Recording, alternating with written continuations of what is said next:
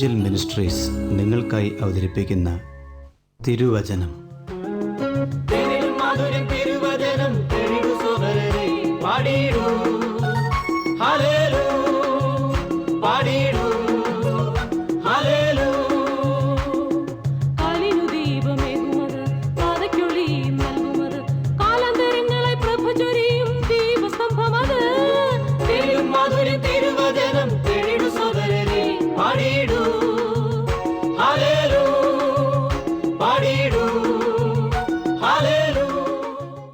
ഇന്ന് നമ്മോട് ദൈവവചനത്തിൽ നിന്ന് സംസാരിക്കുന്നത് Suviseshakan James M Thomas Nedumbassery.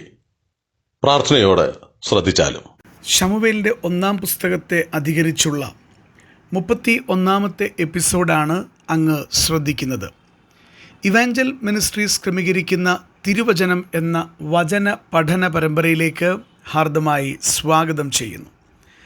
ശമൂവേലിൻ്റെ 1-ാം പുസ്തകത്തിൻ്റെ 3-ാം അധ്യായം കർത്താവിൻ്റെ കൃപയിൽ ശരണപ്പെട്ട് നാം ഇന്ന് ആരംഭിക്കുകയാണ്. 1-ാം വാക്യം അങ്ങയ്ക്ക് വേണ്ടി ഞാൻ വായിച്ചു കേൾപ്പിക്കാം. ദയവായി ശ്രദ്ധിച്ചാലും. ശമൂവേൽ ബാലൻ ഏലിയുടെ മുൻപാകെ യഹോവയ്ക്ക് ശുശ്രൂഷ ചെയ്തു പോന്നു. ശമൂവേൽ ബാലൻ ഏലിയുടെ മുൻപാകെ യഹോവയ്ക്ക് ശുശ്രൂഷ ചെയ്തു പോന്നു. ശമൂവേലിനെ പോലെ തന്നെ ദൈവം നമ്മെക്കുറിച്ചും ആഗ്രഹിക്കുന്നുണ്ട്. എന്താണത്? ദൈവസന്നിധിയിൽ ദൈവത്തിനു വേണ്ടി നാം ശുശ്രൂഷ ചെയ്യണം എന്നുള്ളതാണ്. കർത്താവ് നമ്മെ രക്ഷിച്ചത്, ക്രിസ്തീയ ജീവിതത്തിൻ്റെ അനുഗ്രഹീതമായിട്ടുള്ള അനുഭവങ്ങൾ നമുക്ക് സമ്മാനിക്കുന്നത്, ഓരോ ദിവസവും പുതിയ കൃപകളാൽ നമ്മെ അലങ്കരിക്കുന്നത് ഏറ്റവും പ്രധാനപ്പെട്ട ഈ വിഷയത്തിനു വേണ്ടിയാണ്. അത് മറ്റൊന്നല്ല, കർത്താവിനെ ശുശ്രൂഷിക്കുക എന്നുള്ളതാണ്. ശമൂവേൽ ബാലനെ സംബന്ധിച്ചിടത്തോളം അവൻ്റെ സാഹചര്യങ്ങളെല്ലാം അവന് പ്രതികൂലമായിരുന്നു. അവൻ നിന്ന സാഹചര്യങ്ങൾ ചുറ്റുപാടും നോക്കിയാൽ നാം മുൻപിലത്തെ അധ്യായത്തിൽ ഓർത്തതുപോലെ പാപത്താൽ നിബിഡമായ സാഹചര്യങ്ങൾ അവന് ചുറ്റുമുണ്ടായിരുന്നു. എന്നാൽ എന്തുകൊണ്ട് അവൻ നിലനിന്നു എന്ന് ചോദിച്ചാൽ അതിൻ്റെ നിരവധിയായ ഉത്തരങ്ങളൊരു പ്രധാനപ്പെട്ട കാരണം ശമൂവേൽ ബാലൻ്റെ ഹൃദയത്തിൽ ദൈവത്തിൻ്റെ പരിശുദ്ധാത്മാവ് കൊടുത്തൊരു ബോധ്യമാണ്. അവൻ ദൈവത്തെ ശുശ്രൂഷിക്കുന്നവനാണ് എന്നുള്ള ബോധ്യം. പ്രിയപ്പെട്ടവരെ, ക്രിസ്തീയ ജീവിതത്തിൽ നാം തളർന്നു പോകാതെ ഇരിക്കണമെങ്കിൽ, നമ്മുടെ ജീവിതത്തിൽ നാം പിറകിലേക്ക് പോകാതിരിക്കണമെങ്കിൽ, നമ്മുടെ ജീവിതത്തിൽ മറക്കാതെ നാം ചേർത്ത് പിടിക്കേണ്ടുന്ന ബോധ്യമാണ് ഞാൻ ദൈവത്തെ ശുശ്രൂഷിക്കുവാൻ വേർതിരിക്കപ്പെട്ടവനാണ് എന്നുള്ള സത്യം. ഒരുപക്ഷെ അങ്ങ് പൂർണ്ണസമയ കർത്താവിൻ്റെ വേലക്കാരൻ അല്ലായിരിക്കാം. എന്നാൽ എല്ലാ ദൈവമക്കൾക്കും കൃപാവരങ്ങൾ ദൈവം തന്നിട്ടുണ്ട്. ഒരു കൃപാവരമെങ്കിലും ഇല്ലാത്ത ആരും ദൈവസഭയിലില്ല. എന്തിനാണ് കർത്താവ് ഈ കൃപാവരങ്ങൾ തന്നിട്ടുള്ളത്? എന്തിനാണ് ദൈവം നമ്മെ ദൈവസഭയുടെ അനുഗ്രഹീതമായ സ്ഥിതിയിൽ കൊണ്ടുവന്നിട്ടുള്ളത്? അതിൻ്റെ പ്രധാനപ്പെട്ട കാരണം കർത്താവിനെ ശുശ്രൂഷിക്കുക എന്നുള്ളതാണ്. അനാത്മീയർ പെരുകുന്ന ഈ വല്ലാത്ത കാലഘട്ടത്തിൽ ഇത് നമ്മുടെ ഹൃദയത്തോട് ചേർത്ത് പിടിക്കാതിരുന്നാൽ നാം തെറ്റിപ്പോകുവാനും തളർന്നു പോകുവാനും സാധ്യതയേറെയുണ്ട്. നമ്മുടെ ജീവിതത്തിൽ ഈ വലിയ ബോധ്യം നമുക്കുണ്ടാകണം. ഞാൻ കർത്താവിൻ്റെ മുൻപാകെ ദൈവത്തെ ശുശ്രൂഷിക്കുവാൻ വേർതിരിച്ച് വിളിക്കപ്പെട്ടവനാണ്. എത്ര പേർക്ക് ഇന്നിത് ചിന്തിക്കാനായിട്ട് കഴിയും?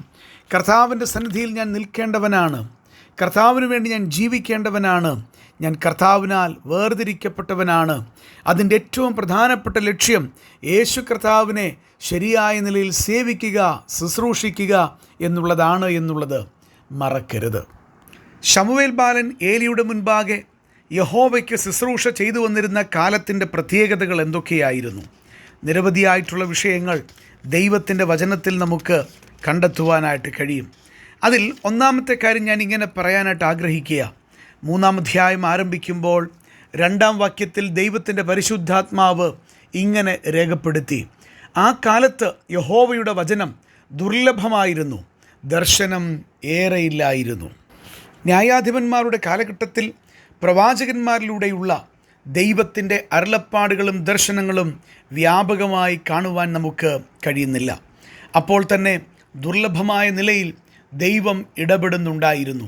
അത് ദൈവത്തിൻ്റെ കുഴപ്പം കൊണ്ടല്ല.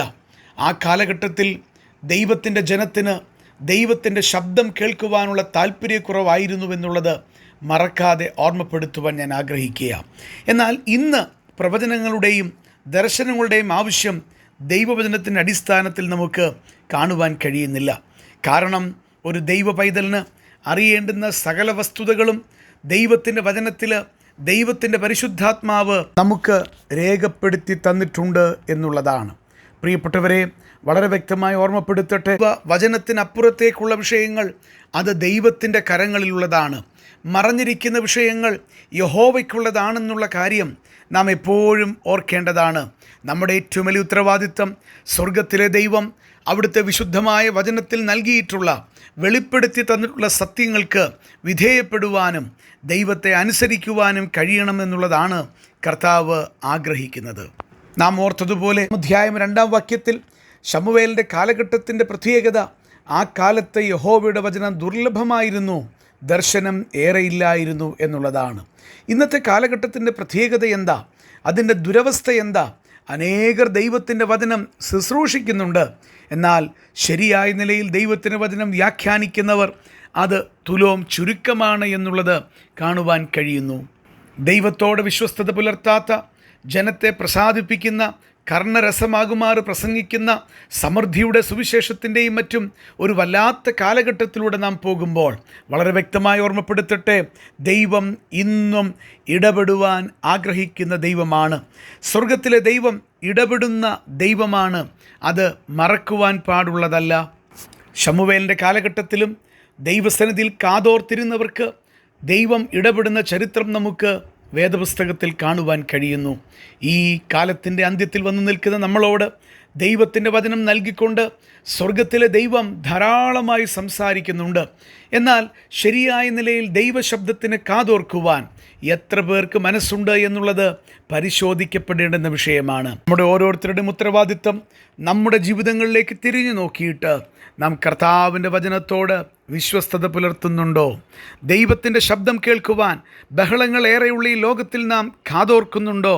കർത്താവിന് നമ്മളോട് ഇടപെടാനുള്ള ആത്മീയ സത്യങ്ങൾക്ക് വേണ്ടി കൊതിക്കുന്ന ഹൃദയം നമുക്കുണ്ടോ എന്നുള്ളത് നാം ആത്മാർത്ഥമായി പരിശോധിക്കേണ്ടുന്ന കാലഘട്ടമാണ്. യഹോവയുടെ വചനം ദുർലഭമായിരുന്ന, ദർശനമേറെ ഇല്ലാതിരുന്ന വല്ലാത്തൊരു കാലഘട്ടത്തിൽ ഇവിടെ ഇതാ ശമൂവേൽ വിശ്വസ്തനായി ദൈവസന്നിധിയിൽ നിലനിൽക്കുകയാണ്. നമുക്കും ഏത് കാലഘട്ടത്തിലും കർത്താവിനോട് ചേർന്ന് നിൽക്കുവാൻ ഈ ദൈവവചനത്തിൻ്റെ കേൾവി മുഖാന്തരമാകട്ടെ എന്ന് പ്രാർത്ഥിച്ചുകൊണ്ട് വാക്കുകൾ നിർത്തുന്നു. ദൈവം അങ്ങേ അനുഗ്രഹിക്കട്ടെ. ഈ സന്ദേശം ശ്രദ്ധിച്ച എല്ലാ പ്രിയപ്പെട്ടവർക്കും കർത്തൃനാമത്തിൽ നന്ദി. ബൈബിൾ കറസ്പോണ്ടൻസ് കോഴ്സിൽ ചേർന്ന് പഠിക്കുവാൻ ആഗ്രഹിക്കുന്നവർ മേൽവിലാസം അയച്ചു തന്നാലും പ്രാർത്ഥനാ വിഷയങ്ങളും അറിയിക്കുമല്ലോ.